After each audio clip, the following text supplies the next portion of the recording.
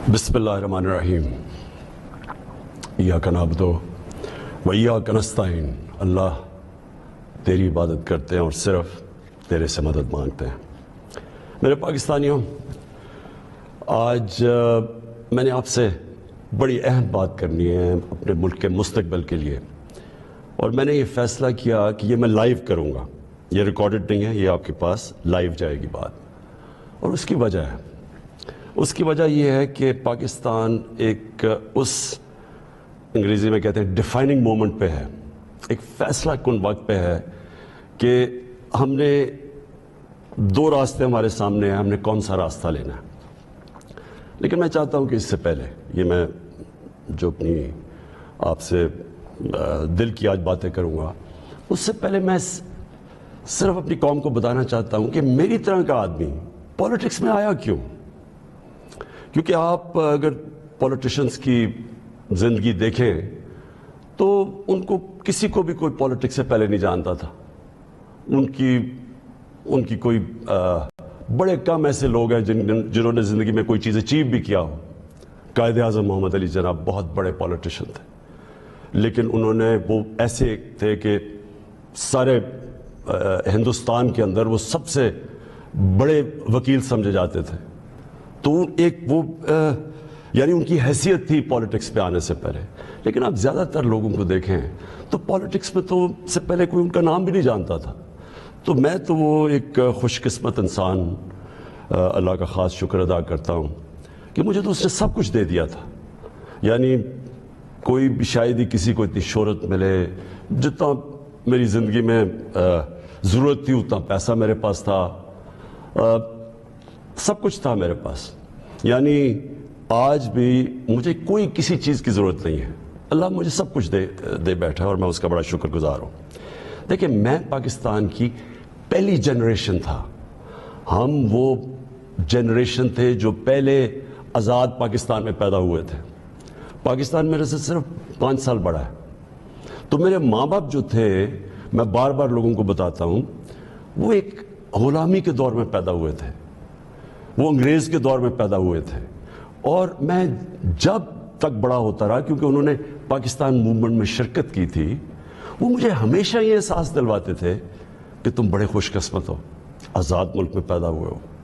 तुम्हें नहीं पता कि जो भी आप कर लें गुलामी क्या होती है, क्योंकि एक सत्ता से ऊपर आप जा ही नहीं सकते हैं, क्योंकि उसके ऊपर आपके हुक्मरान बैठे हुए थे। तो एक बड़ा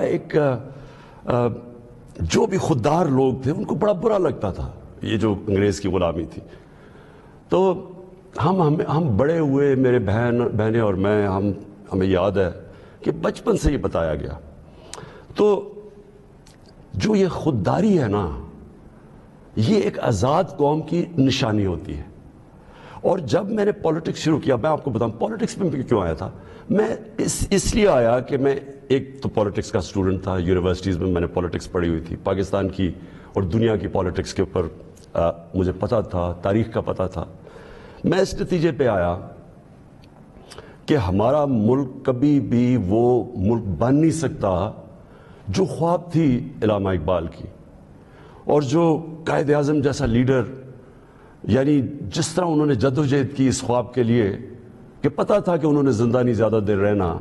और अगर आप उनकी तारीख़ पढ़ें कि जिस तरह उन्होंने केस लड़ा पाकिस्तान का बीमारी के हालात में, तो ये हमारे फाउंडिंग फादर्स थे। तो जो पाकिस्तान का मकसद था वो तो एक बड़ा अजीम मकसद था कि हमने एक इस्लामी फलाई रियासत बनना था। ये हमारी करारदाद पाकिस्तान में ये लिखा हुआ है हमारे फाउंडिंग फादर्स का कि हमने एक, जब हम कहते हैं इस्लामी फलाई रियासत, तो ये सीधा चला जाता है मदीना की रियासत पे, क्योंकि हमेशा मुसलमान उसको मॉडल समझता है अपना। जो सुनहरी दौर इस्लाम का है वो मदीना की रियासत थी। तो जब मैंने 25 साल पहले पॉलिटिक्स शुरू की तो मैंने अपनी जो हमारे मैनिफेस्टो थे उसमें 3 चीज़ें रखी। इंसाफ, और इंसाफ फिर मैं क्वालिफाई कर दूं, इंसाफ होता यह है कि ताकतवर और कमज़ोर के लिए एक कानून होता है। और जो नबी सल्लल्लाहु अलैहि वसल्लम ने कहा था कि तुम्हारे से पहले बड़ी कौमें तबाह हुई, जिधर ताकतवर चोरी करे तो उसको सजा ना मिले और सिर्फ कमज़ोर चोर, छोटा चोर जेल में जाए। انہوں نے کہا قومیں تباہ ہو جاتی ہیں. تو جس طرح حضرت علی رضی اللہ تعالیٰ نے کہا تھا کہ کفر کا نظام چل جائے گا لیکن ظلم اور انصافی کا نظام نہیں چل سکتا. تو یہ بیسس ہے ایک انصاف اور دوسرا انسانیت. رحم ہوتا ہے ایک اسلامی ریاست میں جو کہ مدینہ کی ریاست میں پہلی فلاحی ریاست بنائی گئی تھی، جو میں بار بار لوگوں کو کہتا ہوں. تو یہ میرے 2 ایمز تھے. اور تیسرا تھا خودداری. ایک مسلمان قوم غلام قوم نہیں بن سکتی. جس قوم کا نعرہ تھا پاکستان کا مطلب کیا، لا الہ الا اللہ. لا الہ الا اللہ کا تو مطلب ہی ہے کہ سوائے اللہ کے آپ کسی کے سامنے نہیں جھکتے. وہ شرک ہے. سب سے بری چیز اللہ کو لگتی ہے کہ جب آپ کسی کو بھی اللہ کی جگہ پہ رکھتے ہیں. تو یہ غلامی جو ہوتی ہے، یہ جب آپ کسی کی بھی پیسے کی غلامی، خوف کی غلامی، یہ سب شرک ہے. کیونکہ لا الہ الا اللہ انسان کو آزاد کرتا ہے. یہ 3 تھے میرے آج سے 25 سال پہلے. آپ دیکھیں کہ میں مینیفیسٹو میں یہ 3 چیزیں لکھی تھی. مجھے لوگ کہتے ہیں عمران صاحب آپ اسلام کا نام استعمال کرتے ہیں. میں اگر میرے میں اللہ ایمان نہ ڈالتا میں پولیٹکس میں کیوں آتا؟ جس آدمی کے پاس سب کچھ ہے، مجھے یہ بتائے وہ اپنی زندگی کے 22 سال خرچ کرے گا ایک سٹرگل میں، اور 14 سال تو تھوڑے سے لوگوں کے ساتھ تھا، 14 سال تو مذاق اڑتا تھا میرا. تو میں کیوں پولیٹکس میں اتنی دیر کوشش کی جس کے پاس سب کچھ تھا؟ مجھے اتنے لوگوں نے کہا کہ عمران صاحب آپ کو ضرورت کیا تھی پولیٹکس کی؟ میں یہ سچ آپ کو بتا رہا ہوں. بار بار مجھے لوگ کہتے ہیں آپ کو پولیٹکس میں آنے کی کیا ضرورت تھی؟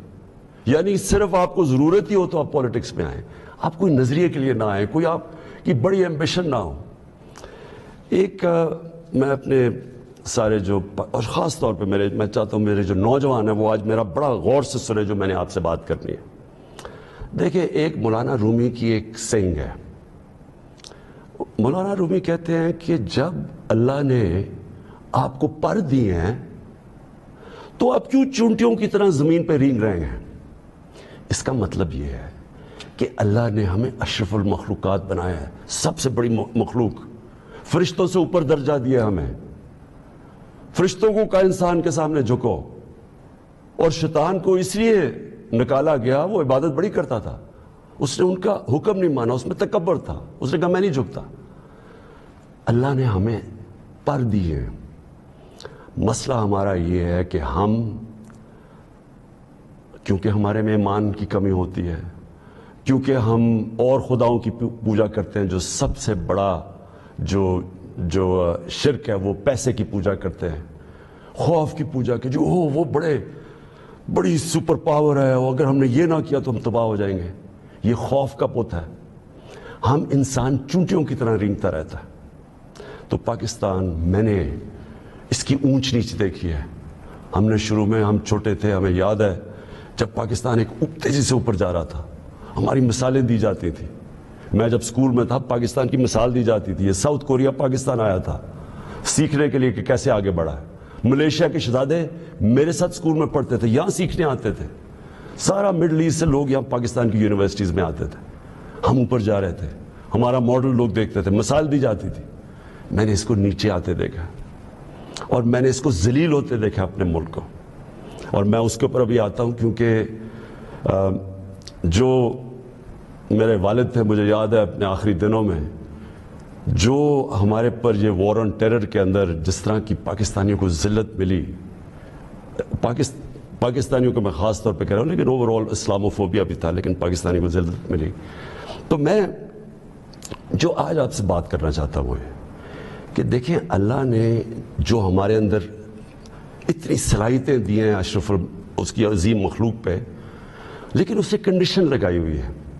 اس نے کہا ہے کہ تم نے اگر اوپر اڑنا ہے نا، جو اقبال نے اپنا شاہین کا کانسیپٹ دیا ہے کہ شاہین کیسے اقبال کا تھا، وہ تب اوپر جاتا ہے جب وہ ریزسٹنس کے سامنے کھڑا ہوتا ہے، جب وہ مقابلہ کرتا ہے، جب وہ اپنے آپ کو مشکل وقت سے گزارتا ہے. ہم نماز میں صرف ایک ہی چیز مانگتے ہیں جب 5 وقت کی نماز پڑھتے ہیں کہ اللہ ان کے راستے پہ لگا جن کو نعمتیں بخشی، ان کے نہیں جو اپنے تباہی کے راستے پہ چلے گئے. تو جو نعمتیں بخشی، اور وہ نبی صلی اللہ علیہ وسلم اللہ کے حبیب تھے سب سے زیادہ، تو ان کو نعمتیں بخشی. تو ان کا آسان راستہ نہیں تھا، لیکن ان کی عظمت کا راستہ تھا. میں اس لیے پاکستان کے اندر سیرت نبی اپنے بچوں کو پڑھانا چاہتا ہوں. کیوں نبی کی سیرت پڑھیں؟ کیونکہ وہ دنیا کی تاریخ میں سب سے عظیم انسان وہ تھے. تو ان کے راستے پہ اللہ کیوں ہمیں کہتا ہے چلو؟ کیونکہ وہ عظمت کا انسان کا راستہ ہے. ہم پکڑ لیتے ہیں دوسرا راستہ جو ہم سمجھتے ہیں کہ بڑا آسان راستہ ہے. اچھا جی وہ فلانا نے حکم دے دیا ہم تباہ ہو جائیں گے، اگر اس نے وہ فلانا ملک ناراض ہو گیا تو ہمارا یہ ہو جائے گا. ہم رینگ رہے ہیں زمین کے اوپر، ہم چونٹیوں کی طرح رینگ رہے ہیں.